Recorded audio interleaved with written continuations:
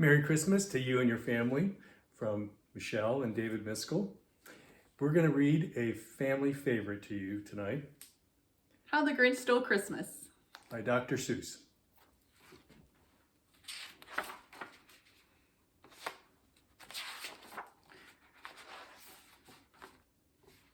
Every Who down in Whoville liked Christmas a lot. But the Grinch, who lived just north of Whoville, did not. The Grinch hated Christmas, the whole Christmas season. Now please don't ask why, no one quite knows the reason. It could be his head wasn't screwed on just right. It could be perhaps that his shoes were too tight.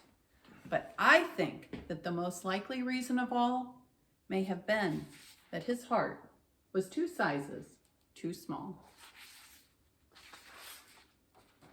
But whatever the reason, his heart or his shoes, he stood there on Christmas Eve hating the Whos, staring down from his cave with a sour, grinchy frown at the warm lighted windows below in their town. For he knew every Who down in Whoville beneath was busy now hanging a mistletoe wreath. And they're hanging their stockings. He snarled with a sneer. Tomorrow is Christmas. It's practically here. Then he growled with his Grinch fingers nervously drumming. I must find some way to stop Christmas from coming. For tomorrow, he knew, all the Who girls and boys would wake bright and early. They'd rush for their toys. And then, oh, the noise. Oh, the noise, noise, noise, noise. That's one thing he hated. The noise, noise, noise, noise.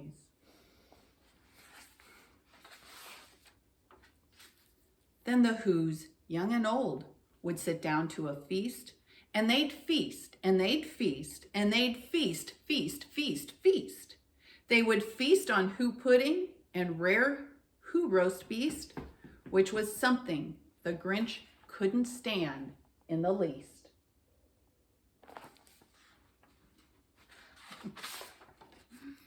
And then they do something he liked least of all. Every Who down in Whoville, the tall and the small, would stand close together with Christmas bells ringing. They'd stand hand in hand, and the Whos would start singing. They'd sing, and they'd sing, and they'd sing, sing, sing, sing. And the more the Grinch thought of this Who Christmas sing, the more the Grinch thought, I must stop this whole thing. Why, for 53 years I've put up with it now. I must stop this Christmas from coming. But how?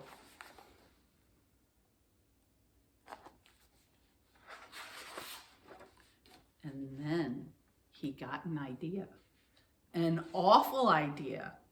The Grinch got a wonderful, awful idea. I know just what to do. The Grinch laughed in his throat, and he made a quick Santa Claus hat and a coat, and he chuckled and clucked. What a great Grinchy trick. With this coat and this hat, I look just like St. Nick. All I need is a reindeer. The Grinch looked around, but since reindeer are scarce, there was none to be found. Did that stop the Grinch? No, the Grinch simply said, I can't find a reindeer. If I can't find a reindeer, I'll make one instead. So he called his dog Max. Then he took some red thread and he tied a big horn on the top of his head.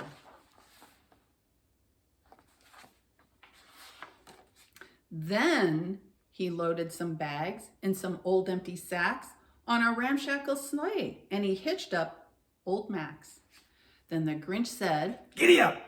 And the sleigh started down toward the homes where the Whos lay a snooze in their town. All their windows were dark, quiet snow filled the air. All the Whos were all dreaming sweet dreams without care.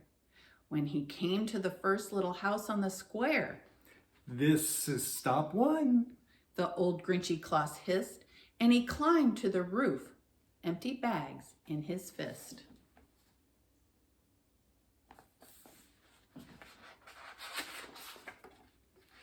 Then he slid down the chimney A rather tight pinch, but if Santa could do it, then so could the Grinch.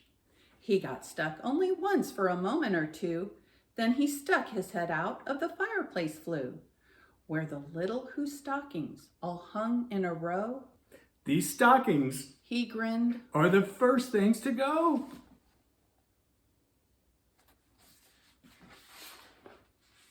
Then he slithered and slunk with a smile most unpleasant around the whole room, and he took every present, pop guns and bicycles, roller skates, drums, checkerboards, tricycles, popcorn, and plums, and he stuffed them in bags. Then the Grinch very nimbly stuffed all the bags, one by one, up the chimbley.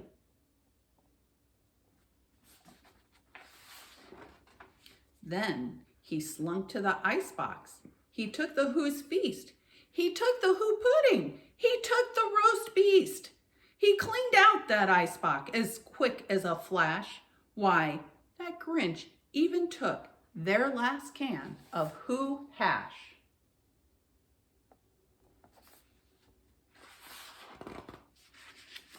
Then he stuffed all the food up the chimney with glee.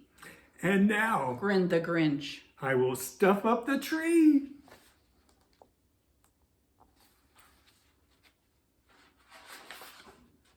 And the Grinch grabbed the tree and he started to shove when he heard a small sound like the coo of a dove. He turned around fast and he saw a small Who, little Cindy Lou who was not more than 2. The Grinch had been caught by this tiny Who daughter who'd got out of bed for a cup of cold water. She stared at the Grinch and said, Santa Claus, why? Why are you taking our Christmas tree? Why?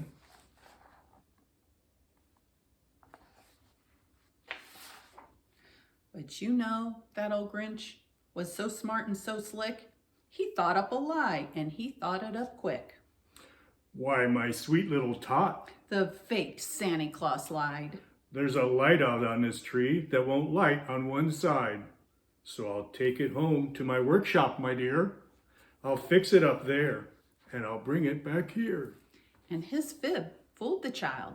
Then he patted her head, and he got her a drink, and he sent her to bed. And when Cindy Lou Who went to bed with her cup, he went to the chimney and stuffed the tree up.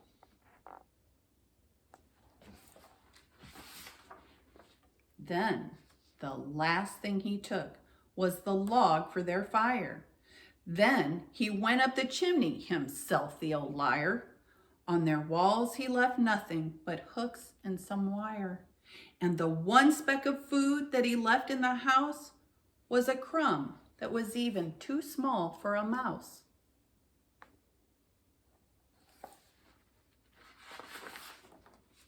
Then he did the same thing to the other Who houses, leaving crumbs much too small for the other Who's mouses.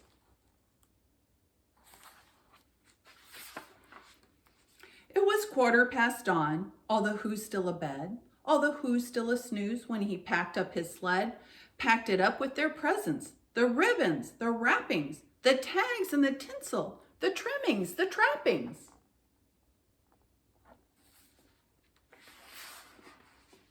"3,000 feet up the side of Mount Crumpet, he rode with his load to the tip-top to dump it." Pooh-pooh to the Who's. He was grinchiously humming. They're finding out now that no Christmas is coming. They're just waking up. I know just what they'll do. Their mouths will hang open a minute or two.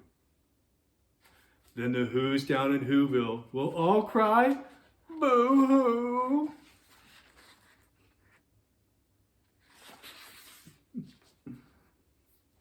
That's a noise Grinned the Grinch. I simply must hear. So he paused, and the Grinch put a hand to his ear, and he did hear a sound rising over the snow. It started out low, then it started to grow.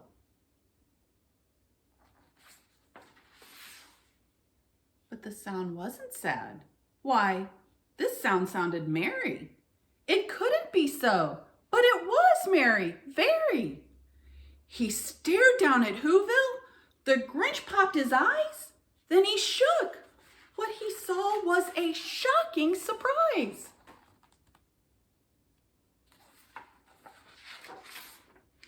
Every Who down in Whoville, the tall and the small, was singing without any presents at all. He hadn't stopped Christmas from coming. It came. Somehow or another, it came just the same.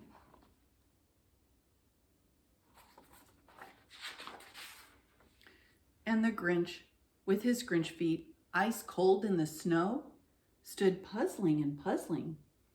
How could it be so? It came without ribbons.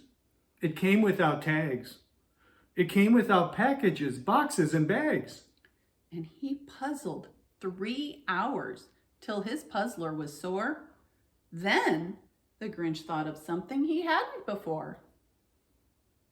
Maybe Christmas, He thought. doesn't come from a store. Maybe Christmas, perhaps, means a little bit more.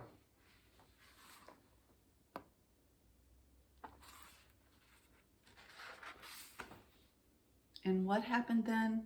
Well, in Whoville they say that the Grinch's small heart grew 3 sizes that day. And the minute his heart didn't feel quite so tight, he whizzed with his load through the bright morning light. And he brought back the toys and the food for the feast. And he himself, the Grinch carved the roast beast. The end.